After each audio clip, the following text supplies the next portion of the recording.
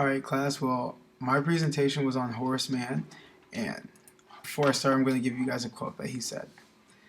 He believed, he said, a human being is not attaining his full heights until he is educated. Alright, so a quick little rundown about his life history. Horace Mann, he was a Caucasian male born May 4th, 1796 in Franklin, Massachusetts, and he died at the age of 63 in Ohio.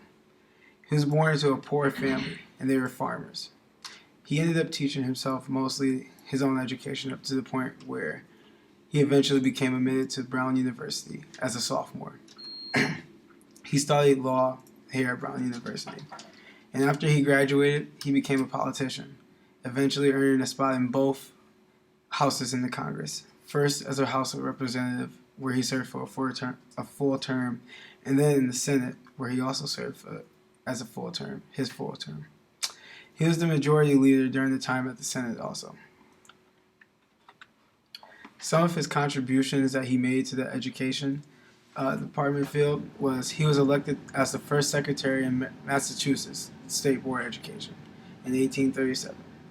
This is when the state finally decided that there was something wrong in their educational system, and so they needed someone who would help make a change with it, and they figured that he was the guy. This is also when the common school movement would start to take place, and this is pretty much like public schooling, where science, reading, math, writing, and all that stuff were being taught to everyone in school districts. He helped start the education reform, and he really gets states to start looking at what they taught and making it more beneficial for the students instead of just people who can afford to go to school. He also had what were called 6 principles of education. He believed that the public shouldn't remain ignorant, local schools should be paid for by local schools should be paid for and controlled by the public. Children from different backgrounds should be able to go here.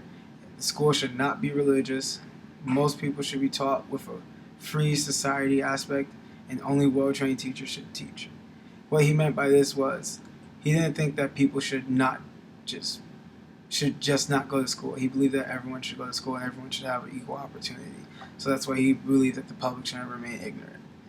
He believed that what were then called local schools, which were schools that were in remote regions for kids to collectively go to and attend, and they had to pay a small price for it.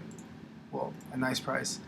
He believed that they should be controlled by the public and not controlled by the people who ran the schools, like the presidents, so that the kids were being taught stuff that actually was valuable and useful to them. He believed that children from different backgrounds should go there just so that you can keep it diverse, so that you're not around the same people that you're always around with. He thought that the school should not be religious because you don't want to force religious values on other people, because that's just not right, and it's impeding one of their amendments. He believed that most should be taught with a free society aspect.